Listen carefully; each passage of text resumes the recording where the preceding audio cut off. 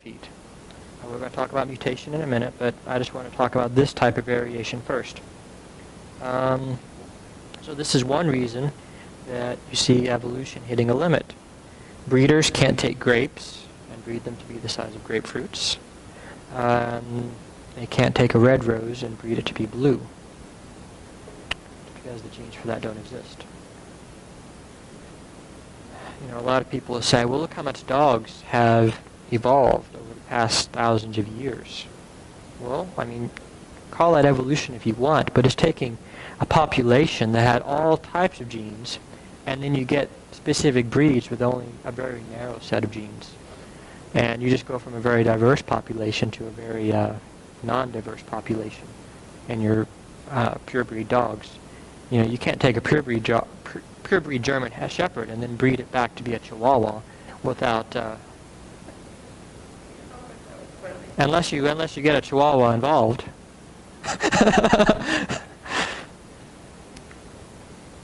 Okay, so that's one reason evolution hits limits. Any questions so far? I know I'm going through a lot of material here. What are you thinking about a Chihuahua, Mike? You gonna get a pet Chihuahua? That sounds good to me. Okay, well, what about mutation? When a cell divides, it has to make a copy of all the DNA. This is a pretty accurate process, but sometimes, every now and then, it makes an error. Okay, going back to evolution. Evolution's about change. To change an organism, you have to change its cells. To change its cells, you have to change the instructions that make the cells. Okay, so sometimes when a cell is splitting in two, you know, a sperm and egg come together, it splits into two, those split into two, so on and so forth, until they make you, or a tomato, or whatever else. Tomatoes don't have sperm, but, you know, you still have cell division to get there. And maybe an A will become a T, or a G will become an A. Or one stretch of DNA might get copied twice, or a few letters might go missing, and you get changes. And these change the instructions that make a cell. Most mutations, if they affect anything at all, will break something. Every biologist agrees with that. But the idea behind evolution is once every out of 1,000 mutations, or 1 out of 1,000,000, a mutation might do something good, make it better. Something will cause those with the mutation, and then those that have that mutation that make something better. Say our 21-foot giraffe, or our tomato is a little bit juicier. Or with the giraffe, if it's a little taller, it can reach even more leaves. It'll make more offspring, and eventually you'll just have a population of those giraffes that are even taller. And that is the basic nuts and bolts, in a nutshell, how evolution works. But can that create all of life? We're going to get to that. In the picture is an example of sickle cell anemia. You guys have heard of malaria. Malaria kills 500,000 people each year. Most of them are children. Some humans have a mutation, changes just one letter in the DNA. You probably can't see it in the diagram up there, but that's not important. Changes one letter of the DNA, and it takes the red blood cells and it makes them collapse on themselves, so they're in the shape of a sickle instead of nice and round like red blood cells are supposed to be. And this is called sickle cell anemia. Depending on if you get two, remember there's two in animals, most animals, there's 2 copies of the DNA. If you get both copies that have this mutation, then you have sickle cell anemia. And there's various health problems that come with that. If you get 1 copy, they call it sickle cell trait. If you have at least 1 copy, then malaria doesn't want to eat your red blood cells, and you can survive with malaria. So there is what we call selection for sickle cell anemia and sickle cell trait in Africa, because people that have this can survive malaria. Now, the red blood cells aren't as good as they used to be in most cases, but you know, that's how natural selection works. But that's an example of a mutation. If there's a mutation and it's extra good, then and all the animals get this mutation, that's called fixation. you say that mutation is fixed in the population. That just means everyone has it, and whatever that letter used to be before, none of the animals have that anymore. That's just more terminology for you. Okay, so if humans evolved from apes, why are there still apes? Let's talk about species. Here we have two species of mice. Very different species of mice.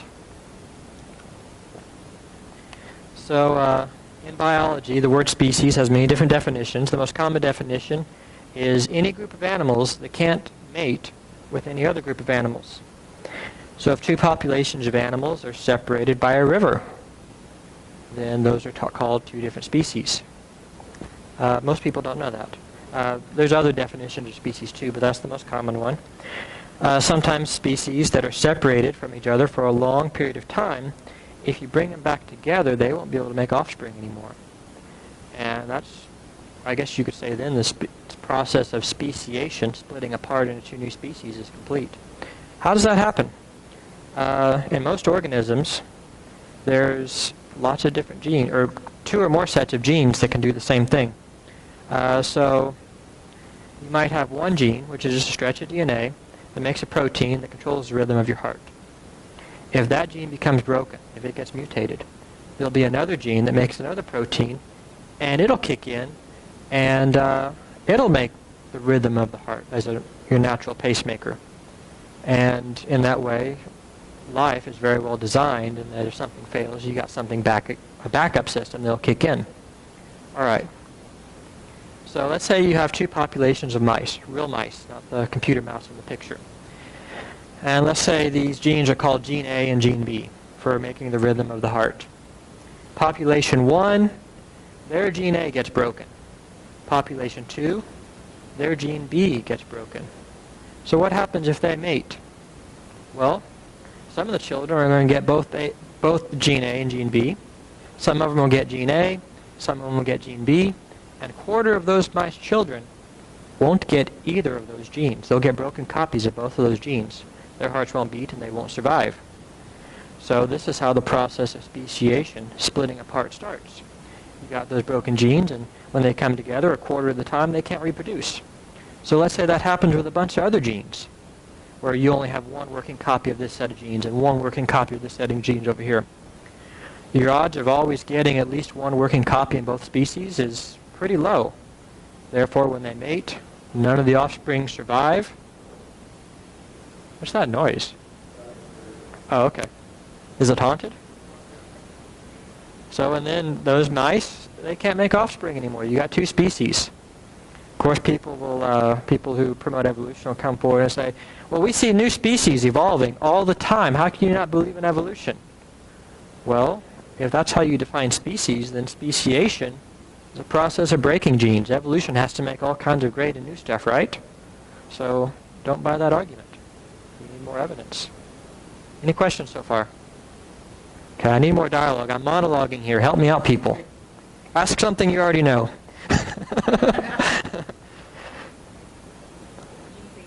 With the redundancy? Okay.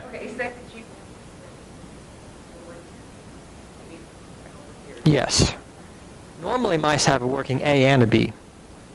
But if they come together and make children, then some of those children, because what you get from your parents is somewhat random, they'll get... So over here you have a broken A and a working B. Over here you have a broken B and a working A. Some of those children will get a broken B and a broken A gene.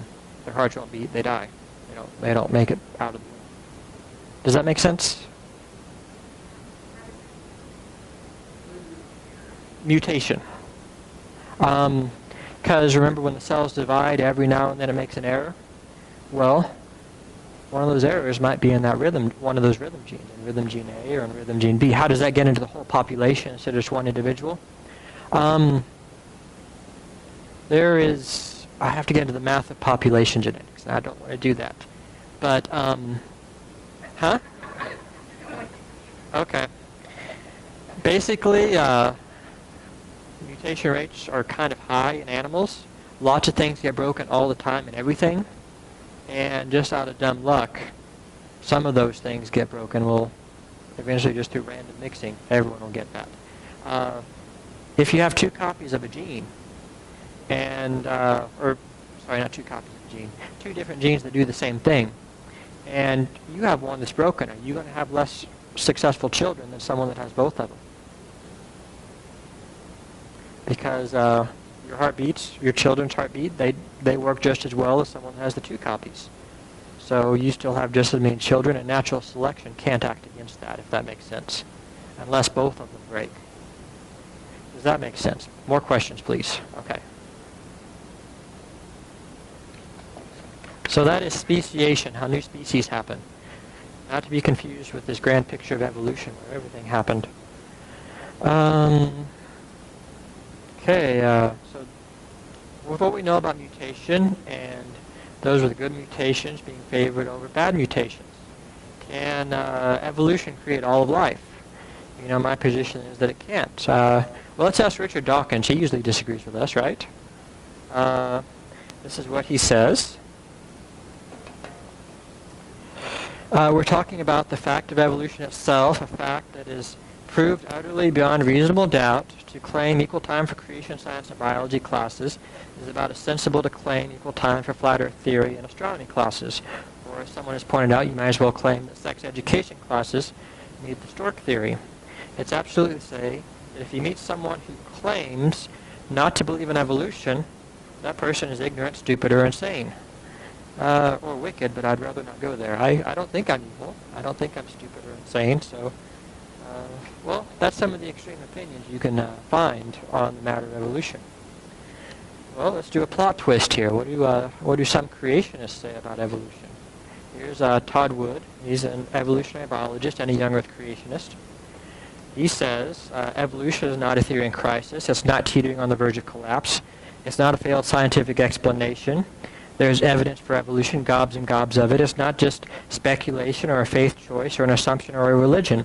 It's a productive framework for lots of biological research, and it has amazing explanatory power. There's no conspiracy to hide the truth about the failure of evolution. There has really been no failure of evolution as a scientific theory. It works, and it works well. He's writing this on his blog. I'm motivated this morning by reading yet another clueless, well-meaning person pompously declaring that evolution is a failure. People who say that are either unacquainted with the inner workings of science or unacquainted with the evidence of evolution. He's a creationist, he's on our side, and he says we don't have a limb to stand on. Well, let's keep going with perspectives. I told you we're going to get to some plot twist, right? Here is Lynn Margulis, who is a very famous biologist, well known for various aspects of evolutionary theory, but well respected. She passed away a couple years ago. In 2011, she was interviewed in Discover magazine, and she said, "I was taught over and over again that the accumulation of random mutations led to evolutionary change, led to new species. I believed it until I looked for evidence." The critics, including the creationist critics, are right about their criticism. It's just that they've got nothing to offer but intelligent design or God did it. They have no alternatives that are scientific. So what do you do with this? You've got a creationist who says evolution works, and you've got an atheist who says it doesn't. We're going to have to look at the evidence ourselves and find out, right? Okay, she goes on. You know, she's doing the same thing that Michael Rouge does. Well, you know, they're right that it doesn't work, but their answer just isn't science, so we have to keep trying. She goes on in this interview. Population geneticist Richard Lewontin gave a talk here at University of Massachusetts Amherst. He mathematized all of evolution, changes in population, random mutation, sexual selection, cost and benefit. At the end of his talk, he said, "You know, we've tried to test these ideas in the field and in the lab, and there are really no measurements that match the quantities of evolutionary change that I've told you about." Then Margulis says, "This just appalled me, so I said, Richard Lewontin, you're a great lecturer. To have the courage to say that it's gotten you nowhere, but why do you continue to do this work in population genetics and evolutionary biology?" He looked at me and said, "It's the only thing I know how to do. And if I don't, I won't get any grant money." So he's an honest man, and that's an honest answer.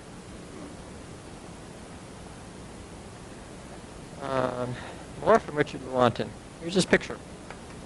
He wrote this in 1997, writing about Richard Dawkins, the first one he talked to. He said, "You're an imbecile if you don't believe in evolution." Well, Richard Lewontin says he's also an atheist. very, very well-respected biologist, still alive. He wrote, Dawkins' vulgarizations of Darwinism speak of nothing in evolution but inexorable ascendancy of genes, don't worry about all these words, that are selectively superior, while the entire body of technical advance in experimental and theoretical evolution genetics in the last 50 years has moved in the direction of emphasizing non-selective forces in evolution. Non-selective forces in evolution means natural selection can't really pick the good over the bad. We're going to get to that. What worries me is that they, the public, might believe what Dawkins tells them about evolution. Oh. Alright, so we got all kinds of various perspectives from opposite ends. Most creationists will tell you, unlike Todd Wood, that evolution doesn't work. Most biologists will tell you that it does work. That's why, they're not creationists. That's why the creation biologists are creationists. But you can still find these perspectives across the whole map. Here's Todd Wood again. I'm not going to go too deep into this. So I was picking some of the most controversial people here. I actually took a class under Todd Wood online. Taught about evolution. He taught about some things that I thought had been very well addressed by creationists already. I brought them up in the class forums. I asked him what his perspective was. He didn't respond. Maybe he was too busy. I don't know. But despite that, I still respect him because I think it takes courage to point out problems in your own theory. Instead of just saying I'm right about everything. He goes further than I would. It says here that he's never found anything there that's beyond, let's see. There's never been anything in evolutionary theory that struck me as totally irreconcilable with my creation's understanding. There's challenges and difficulties, sure, but there's nothing that I've ever seen that's oh my goodness, I can't explain this in creation.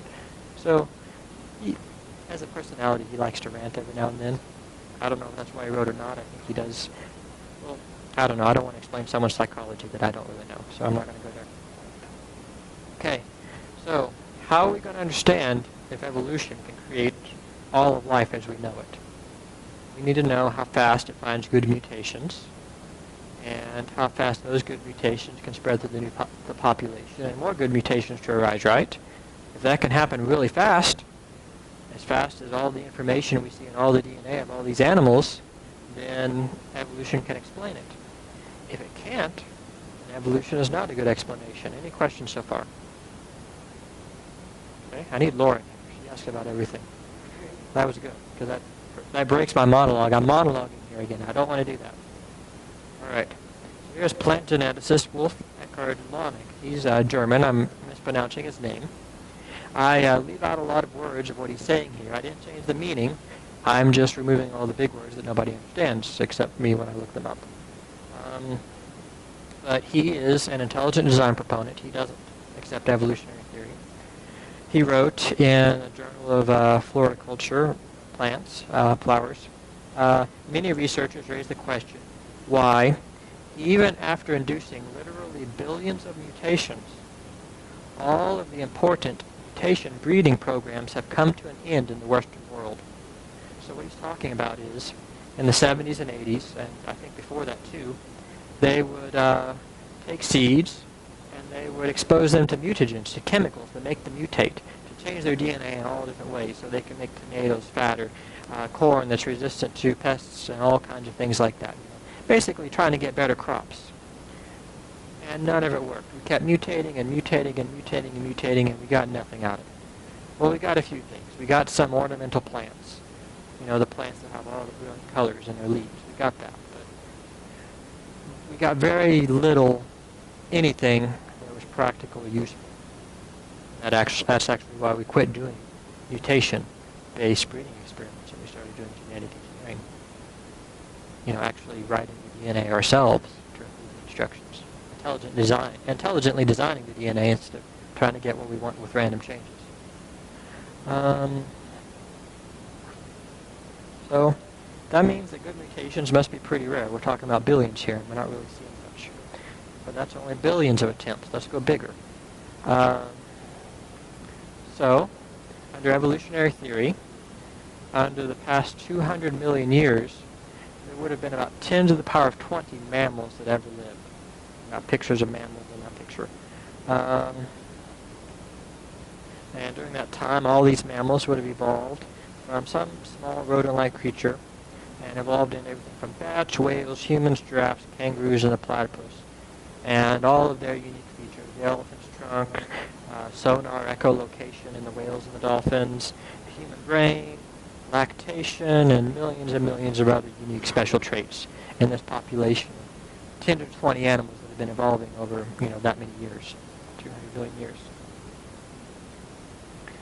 So all mammals in their DNA have about 5% of it that's similar. That means if you compare human DNA with something that's very unsimilar to a human but still a mammal like the platypus, then it's going to be 5% similar and 95% different. If you compare it with a chimpanzee, it's going to be between 70 and 95% similar. It depends on how you measure it, and people are still debating over that number.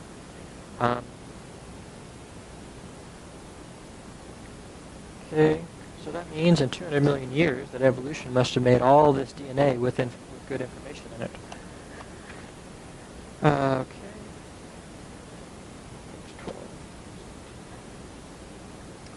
So, let's look at germs. Let's look at microbes. In 100 years, we can see microbes, various diseases that affect humans that have populations up around 10 to the power of 20 in size. Here's malaria. We talked about malaria before. They say that if you take malaria, well, they know if you take malaria and you expose it to the drug chloroquine, which kills malaria, there are about 10 to the power of 20, 1 followed by 20 zeros, malaria cells that are exposed to chloroquine before they evolve a way around it. And when they evolve a way around it, it's a mutation that changes between 2 and 4 letters of DNA.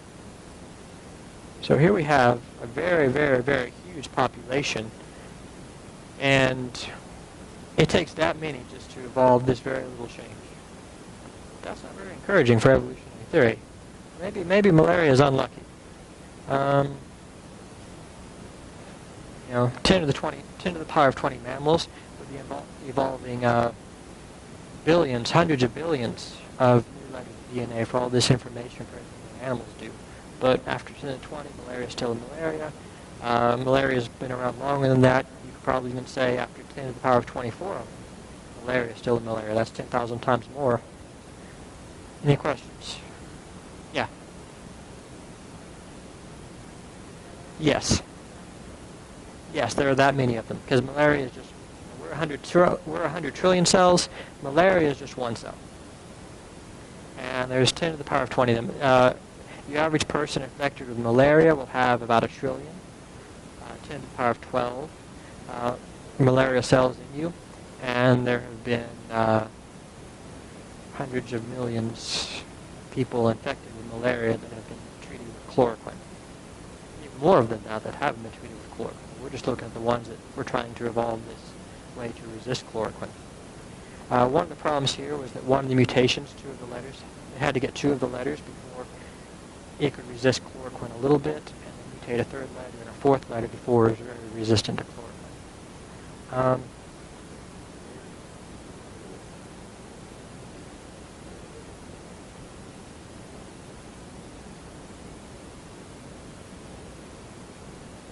Yeah, and that was even when it was trying to find a way to evolve around this. And, if evolution went really fast, you'd expect that to happen after about 1 million or 1 billion malarial cells instead of 20, Because it basically, basically they're playing the evolution lottery. They're trying to win tickets that win them resistance to chloroquine. And they have to play this lottery 10 to the power of 20 times before they find the right mutations. And not just 4 of them. They won $4.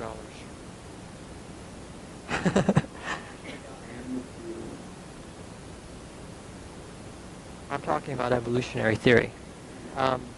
So, to address the problems with a theory, you have to go within the context it's presented. So I'm just working with what the story is and saying how claim to work versus the problems with it working that way, if that makes sense. 200 million, not 200 billion, is the timeline of evolution for mammals. That's when the first mammal would have appeared, was 200 million years ago. Okay, so maybe malaria is just really unlucky at the evolution lottery. How about HIV? HIV is a virus.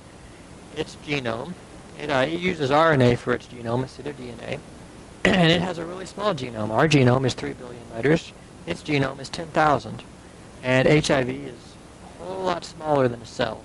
It goes inside the cell, it hijacks the machinery that copies the DNA, or that makes RNA, and it uses that to make more copies of itself, and that's how the virus spreads.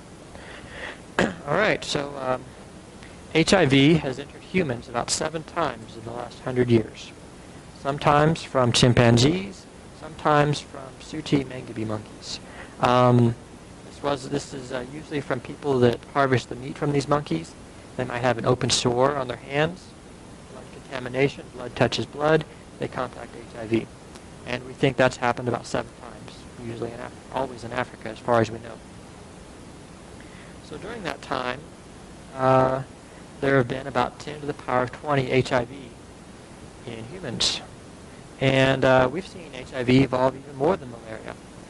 We have seen some of its proteins, the things that make up HIV itself, the molecules that come together, they've evolved 1 or more new binding spots. A binding spot on a protein is basically just the magnetic regions, kind of like a lock and key, that are shaped right, lock and key, to hook together in the right way so that those proteins can come together to make the right shape for the HIV. It's evolved a few new of those. And something about that evolution, I don't know exactly how it works, but after it infects a human cell, it allows it to escape faster. So I think, like with the malaria, this is evolution making new information. Some people will argue evolution has never made new information. I think that's another bad argument. But again, HIV has played the evolution lottery 10 to the power of 20 times, and they've won $12. Maybe $20, because the mutations that would be necessary for these new binding spots would only involve 1 or 2 dozen letters of DNA. Yes?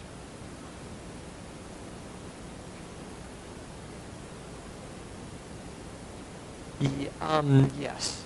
This isn't the only evolution that HIV has done. I mean, it's changed a lot of its other letters here and forth, back and forth. With malaria and chloroquine, yeah, when chloroquine resistance arises, they have to use another drug to treat instead of chloroquine. I think that happens about once every 5 or 10 years. And malaria that's resistant to chloroquine is weaker than malaria that's not resistant to chloroquine. It's not as strong. So eventually, the regular malaria takes back over again. And then after that happens, the chloroquine-resistant malaria, all of it dies off because it's not as strong as the other malaria, then we'll use chloroquine again. But I don't know all the details of malaria and epidemiology, so I don't want to speak beyond what I know. But I think that's the gist of it.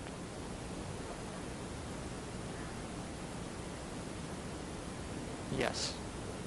And HIV has also evolved to some of our drugs. So I said it won $12 or $20 for this evolution. It's won $5 here and $6 there and $8 here. So it has evolved some new things. But if we're talking about mammals, they would have won hundreds of billions of dollars in the evolution lottery, over 10 or 20 of them. So we have this huge, huge, huge difference between what we see evolution doing and what people claim that evolution did in the past. Does that make sense?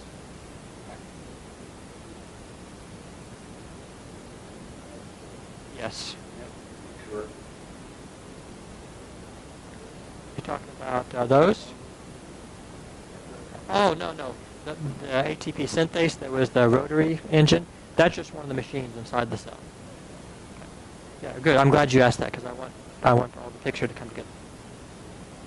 It takes over one of the machines inside the cell. The cell has thousands of different machines to do different things. This takes over some of the machines.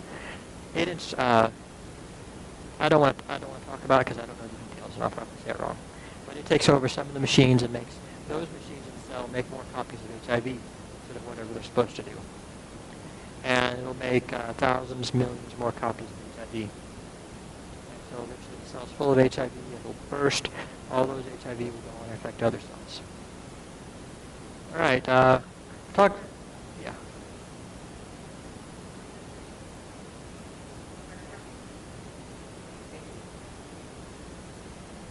Yeah. I mean, they don't change very much. I mean, HIV evolved from SIV, which is simian immunodeficiency virus.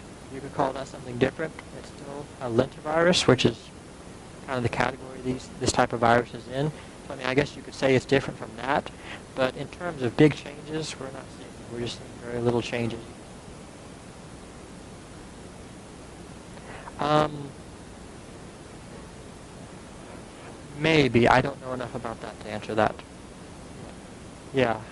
I'm sorry, I don't know. But so what would happen if HIV was winning hundreds of billions of dollars in the evolution of the lottery instead of just a handful here, a handful there? We'd all be dead. They would become airborne. They would resist every drug. They would return to the H1N1 and back again, return to Ebola and back again. It would be everything. It would be multiple things in your body all at once. So, they make fun of us. They say, you guys don't believe in evolution. We need evolution to create new drugs. We have to understand evolution. Creationists are fighting science. We need this science. Well, if I believed in evolutionary theory, then I would believe that none of these medicines would work because they would just evolve all the way around. That makes sense. Okay, well maybe I'm just picking bad examples here. Here. Oh, one more thing. SIV, some chimpanzees and some monkeys, doesn't cause any harm. It's harmless. I said in the beginning of this class I don't know much about the problem of evil. I think with a lot of diseases, the problem isn't that they're evil. The problem is they get when they're not supposed to be. I think a lot of bacteria and viruses do good things in the organisms they're supposed to be in. In humans, there's some viruses. They only attack cancer cells and nothing else. Why would they be like that? Shouldn't they just want to attack everything so they can spread? Well, if this virus gets in something, if one of these human viruses attacks cancer cells, if it gets in something else, it might attack some other type of cell that it's not supposed to attack. So I think that's one small part of the problem of evil that I think biology can explain. I don't know about the other areas. I haven't studied them. Okay, moving on. Maybe I'm picking bad examples. What's the most commonly appealed to evidence of evolution that we've seen happen? What's the one that everyone's talking about? Huh? Well, that we've seen evolve. We haven't seen H evolve. I'm sorry. I have a few friends. Okay, I'm not going there, Mike. Okay, this is E. coli. They live in your tummy. They help break down the food. For the past 25 years, evolutionary biologist Richard Lenski, he's up at University of Michigan. He's been breeding E. coli in his lab, 50,000 generations of them, trillions altogether, so less than the malaria and the HIV. Just watching them evolve, seeing what they can do. They're in containers filled with citrate, which is something that they can't eat, and with glucose, which is a sugar they can eat. Normally, when E. coli are in an environment that has oxygen, they can eat citrate. But when there's oxygen around, their citrate gene is shut off. So they're in this environment with citrate. He's seeing if they can evolve the ability to eat citrate. And they did. So after 31,500 generations, probably about half a trillion total, maybe a little more, their citrate gene that was normally shut off, when it got copied, that stretch of DNA got an extra copy of it made, and that copy landed next to a promoter. A promoter is where the RNA polymerase attaches to the DNA, a little train that goes along that makes the RNA. So a copy of it landed next to that, it made the citrate gene, and voila, he sees all these E. coli eating citrate. evolution. Again, it took a very big number to get there. And that happened a few more times. It made a few more copies of it since then. And so it made more copies of this protein needed to bring the citrate into the cells so it could eat it.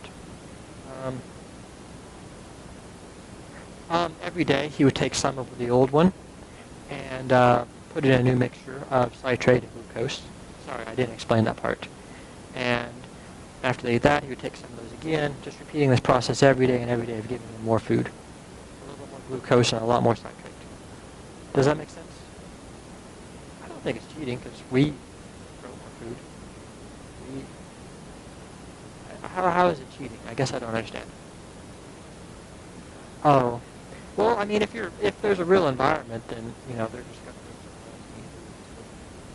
staying in this little glass container. Okay, and this was an article in New Scientist in 2008. Linsky's experiment is yet another poke in the eye for anti-evolutionists. That's us, says Jerry Coyne, an evolutionary biologist at the University of Chicago. The thing I like most is, he says, you can get these complex traits evolving by a combination of unlikely events, he says. That's just what creationists say can't happen. Well, I don't think I say that can't happen, but I mean, all we've done in this is just made a copy of what was already there. So even though it's a smaller population than the HIV or the malaria, then what it's done still isn't very impressive in my book. I mean, I don't know, what do you guys think? Are there questions? Okay. Well, maybe the microbes, they're just a whole lot worse at evolving than what animals are. Maybe there's something different about animals and plants that make us evolve a lot faster, being bigger, having more cells or more DNA. Here's Michael Lentz. He's a world-famous population geneticist right up at IU Bloomington. He's an atheist, Darwinist. He says the efficiency of natural selection declines dramatically between prokaryotes, that's bacteria like E. coli, unicellular eukaryotes like malaria, and multicellular eukaryotes like plants and animals. So he's saying the bacteria are better at evolving than things like malaria, and things like malaria are better at evolving than plants and animals. We're going to understand why that is. I've got the source for this in my notes. You can go through some of his reasons too if you want. So even though the odds are stacked in their favor, in these microbes' favor, they're still not winning much in the evolutionary lottery.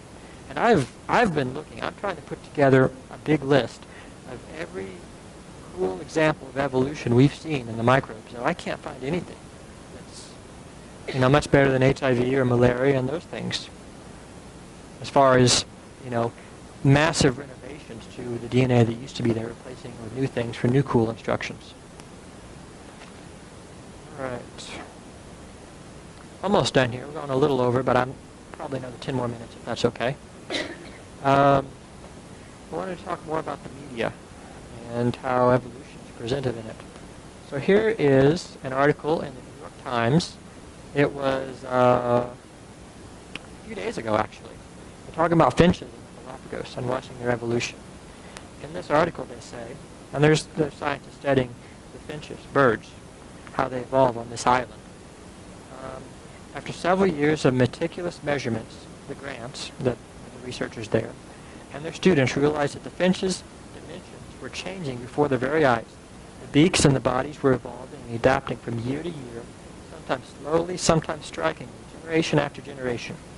The researchers were watching evolution in real time, evolution in the flesh.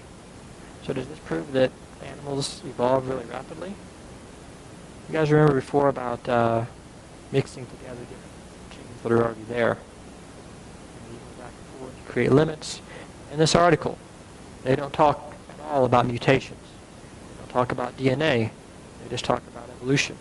And yeah, you can call that evolution if you want, but that's just the giraffes getting taller or shorter. Eventually you get all the tall genes, or a population has mostly the tall genes, and say there's a drought and there's only smaller seeds left on this island, so the finches need smaller beaks, and there's still a few finches left that have smaller beaks, so they start making more of them, and the finches with bigger beaks die out. And their genes mix together, and the ones with more genes for big beaks or small beaks or whatever is changing. It's just cyclic. Does that make sense? Okay.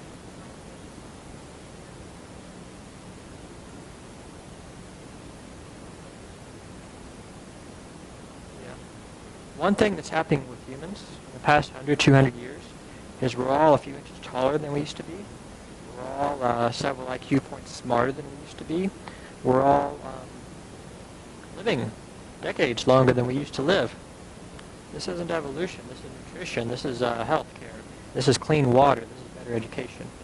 So the environment that we live in also affects a lot of other things. It has nothing to do with mutation or evolution. And it's easy to confuse those two. I've had people argue with me that humans are evolving. You can see it because we're smarter and taller and healthier and living longer. Well, no, there's no genetic evidence for that. Huh?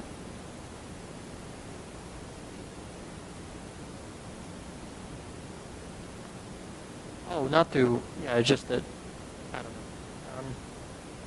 Okay, so seeing that evolution goes very, very slowly is one problem with evolution working on a long scale. Another problem, this is faster to talk about.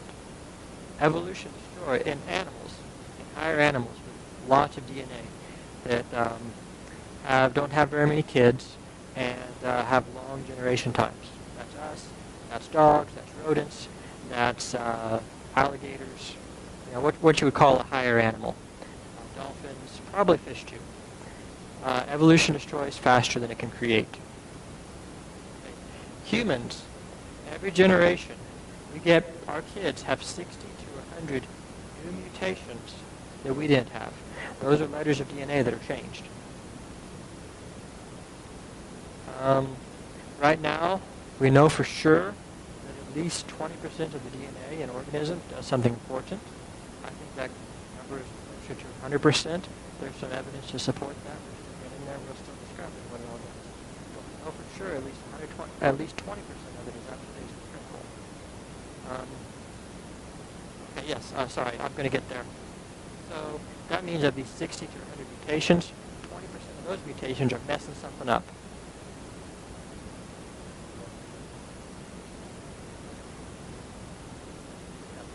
Probably a lot more than 20%. And we have good evidence that a lot more than 20% is 3 to 5% of DNA do something. We're going to get to that soon in class. Thank you for asking.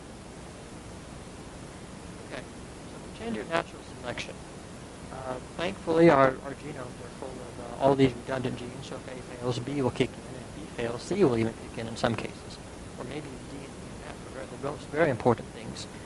But suppose your natural selection, you have 10 kids. All these kids have more mutations, breaking more things than what you have. Your natural selection, which one is the strongest?